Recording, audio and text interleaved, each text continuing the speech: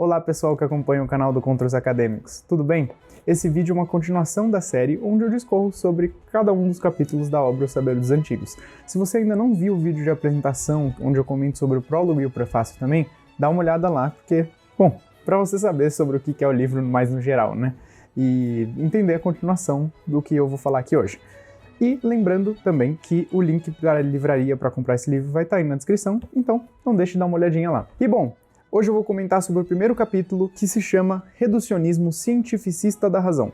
Ou seja, pelo próprio título já dá para perceber perfeitamente bem o que ele vai criticar aqui, né? Justamente o problema do cientificismo e tudo o que decorre dele. E como eu tinha dito no último vídeo, cada capítulo da obra é dividido basicamente em 3 fases, por assim dizer, na qual a primeira ele apresenta o problema, na segunda ele refuta o problema e na terceira, para preencher o vazio que foi deixado pela refutação, ele introduz algo positivo baseado na sabedoria antiga, principalmente da dos gregos, que nesse capítulo em específico vai ser a metafísica clássica, né? E já logo de cara também, se você quiser um bom complemento para esse capítulo, tem um artigo no site do Contra os Acadêmicos que se chama Cegos pelo Cientificismo. É um artigo curto e que, cara, nossa, ajuda muito a compreender as coisas que ele fala aqui, então não deixe de ler lá. E, bom, cabe saber primeiro, né, o que é o cientificismo de que ele vai falar aqui, e ele já responde isso já logo na página seguinte à introdução do capítulo, que nessa edição é a página 38. Ele diz aqui: o cientismo, ou cientificismo, é a convicção de que só é real aquilo que pode ser expresso com uma terminologia das ciências exatas da natureza e demonstrado com base em procedimentos quantitativos.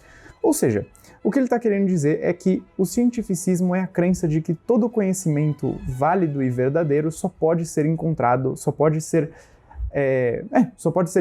pela ciência aqui, e a ciência no entendimento moderno, sabe? Aquela ciência muito focada nas ciências naturais, né? Geralmente quem tem esse tipo de crença hoje em dia são os físicos, biólogos, alguns deles, né? Mas bom, qual que é o problema de sustentar uma posição como essa, né? Porque ela é meio que o senso comum hoje em dia, né? Não é da perspectiva geral das pessoas justamente acreditar que existem 2 planos de conhecimento, né? O primeiro é o das crenças, que são completamente subjetivas, completamente individuais, devem ficar só no âmbito privado da pessoa, e ela nem deveria sequer tentar tirar as crenças do âmbito privado para tentar influenciar os outros, tentar impor alguém, não. É só no cantinho dela ali. E por outro lado, existe o conhecimento científico, que esse sim é absoluto, universal, completamente indisputável, assim, né? Esse é o senso comum que as pessoas têm hoje em dia.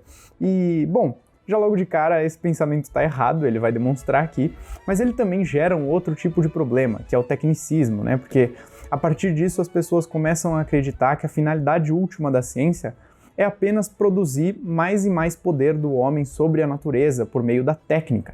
E isso acaba gerando um pensamento que é o de que esse poder, cada vez que ele fosse aumentando, ele vai resolver de alguma forma todos os problemas do homem. Então ele seria uma espécie de poder absoluto. E claro, aí se funde também a ideia de que existe um progresso infinito do conhecimento científico, e disso segue-se um certo tipo de fé nisso, né? Uma crença quase que dogmática acerca disso, e gera basicamente o que ele já comentou aqui, agora não me recordo se era no prefácio ou no prólogo, acerca do Admirável Mundo Novo, né, que eu comentei um pouco no vídeo passado. E até lembrando agora, se vocês quiserem uma fonte interessante para falar desse tipo de problema em específico, o C.S. Lewis comenta disso no livro Abolição do Homem. Eu recomendo que as pessoas deem uma olhada, porque é um dos melhores livros que eu já li, eu gosto muito daquele livro. E bom, que nem eu tinha dito, por que exatamente essa visão tá errada? Por que além de gerar problemas como o tecnicismo, ela tá errada em si? Basicamente porque essa visão extrapola os limites das ciências naturais que, digamos, são bastante estreitos a depender da sua própria área e tão fundamentados em diversos princípios filosóficos, e tenta fazer uma afirmação num campo que não a compete. Porque, bom, ele escreve aqui na página 48, por exemplo, a própria atividade filosófica dos positivistas é inconsistente, pois visa depurar radicalmente a ciência de toda a contaminação filosófica, mas ao fazê-lo termina questionando o próprio positivismo como filosofia. Você entendeu o que ele fez aqui? Porque, basicamente, o problema é muito simples.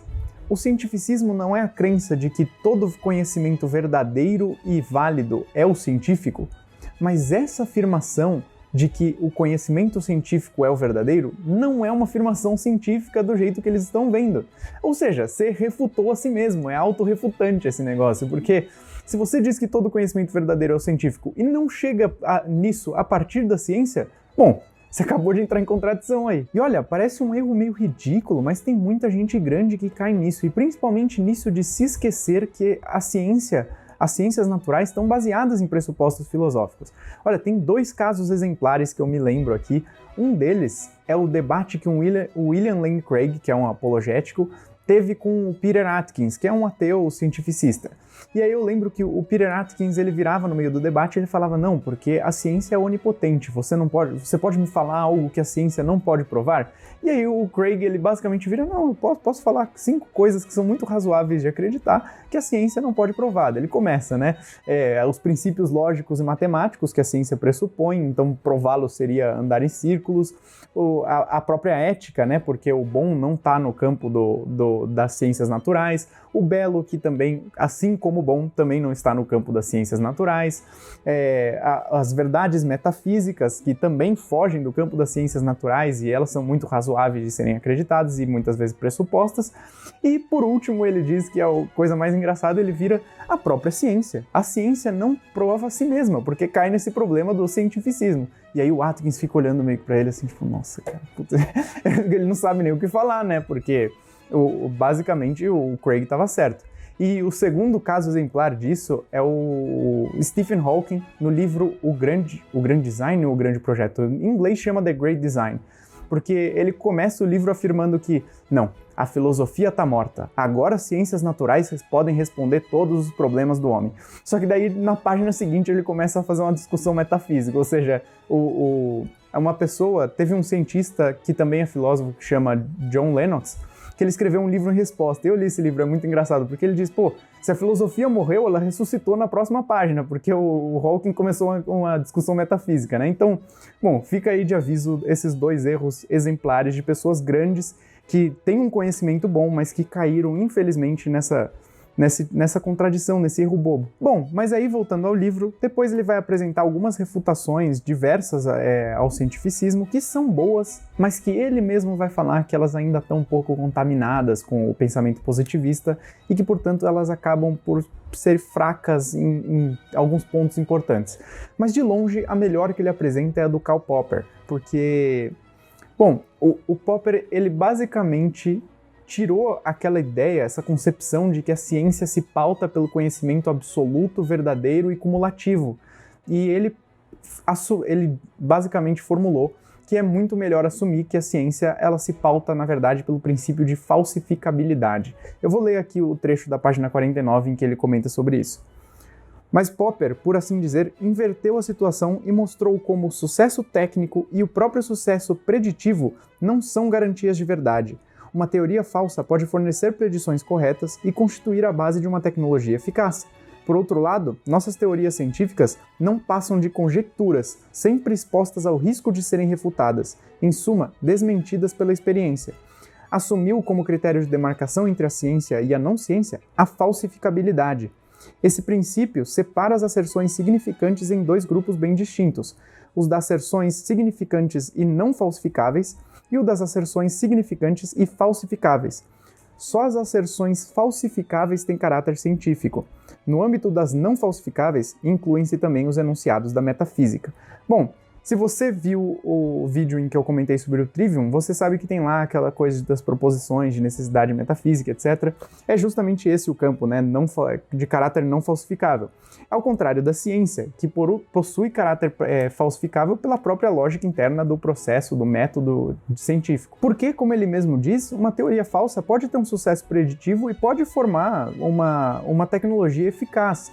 Então ela pode enganar a gente, por assim dizer, não é uma garantia de verdade. Até o Jordan Peterson comenta isso nas aulas dele.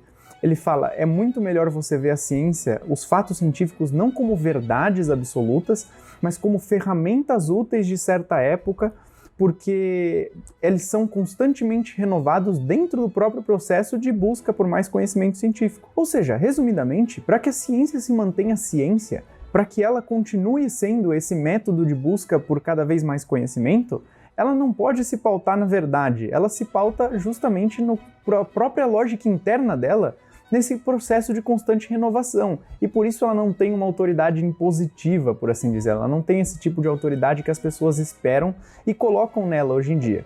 E, bom, aí depois o Reale, né, depois de dar essa pancada absurda no cientificismo, ele ainda vai dar o remédio que nem eu tinha falado, é a metafísica. E aí, o que é a metafísica? Basicamente, bom, nas palavras do próprio Aristóteles, que ele cita aqui na página 58, a metafísica é uma ciência que considera o ser enquanto ser e as propriedades que lhe competem enquanto tal. Ela não se identifica com nenhuma ciência particular, pois nenhuma outra ciência considera o ser enquanto ser em geral. Mas, depois de ter delimitado uma parte dele, cada uma estuda as características dessa parte. Assim fazem, por exemplo, as matemáticas. A metafísica considera o inteiro do ser, ao passo que as ciências particulares consideram apenas partes específicas do ser. Então eu acho que ficou claro, né? Mesmo que você não tenha entendido muito bem esse conceito de ser e da própria metafísica, o importante de saber é o porquê que ele está dando esse remédio aqui. Justamente porque, como eu disse, a metafísica ela considera o ser por inteiro, enquanto as ciências particulares pegam partes do ser, como ele diz, as matemáticas, ou por exemplo a biologia, ou por exemplo a química, elas sempre estão se pautando em partes específicas ali. E qual que é o problema? É que justamente os cientificistas, eles extrapolam a sua ciência particular e tomam ela pelo todo, ou seja, eles tomam a parte pelo todo. E aí eles acabam criando uma metafísica chula, dogmática, podre, que acaba por, inclusive, refutar a si mesma. E o Reale até mostra, é até meio irônico, porque esses caras, eles querem acabar com a metafísica, mas eles acabam criando a própria. Nem o Nietzsche fugiu disso, que nem ele mostra aqui. Eu não vou comentar sobre, porque, assim como no vídeo passado, eu não me sinto tão preparado para comentar, mas ele até fala aqui que a doutrina do eterno retorno, por exemplo, é um tipo de metafísica do Nietzsche, mesmo ele se colocando na posição de completo anti-metafísico. E bom, é fundamentalmente isso, porque ele não vai se aprofundar muito nessa questão da metafísica, tanto que ele fala por menos de 10 páginas do assunto. Ele não quer te dar um tratado aqui ou algo assim. O remédio, ele dá um remédio muito breve e é mais como um incentivo, porque você sai desse capítulo realmente tipo, nossa, eu preciso aprender esse negócio de metafísica. É óbvio que, cara, eu não sei se você já viu o tamanho da metafísica do Aristóteles, ou dos comentários de São Tomás, ou da própria trilogia da metafísica que tem do Giovanni Reale. São livros gigantescos, então não teria nem como ele fazer nada aqui, mas ele apresenta o núcleo e te dá a importância de estudar isso, tanto que ele até comenta a última frase desse capítulo portanto, a criação do conceito de metafísica da sabedoria antiga a criação do conceito de metafísica da sabedoria antiga é realmente irrecusável para o homem que pensa. Ou seja, é importantíssimo, é fundamental ter esse tipo de conhecimento para que a gente não caia no mesmo problema dos cientificistas de tomar parte pelo todo. E bom, é isso que eu tinha para comentar desse capítulo. Eu deixei algumas coisas de fora, por isso eu incentivo novamente vocês a comprarem o livro e lerem, porque vale muito a pena. Não deixem de ver aquele artigo que eu comentei no começo do vídeo, que também vale muito a pena e é um complemento muito bom para tudo isso. E é isso. Eu agradeço a todos que assistiram até aqui e eu espero vê-los nos próximos vídeos. Valeu!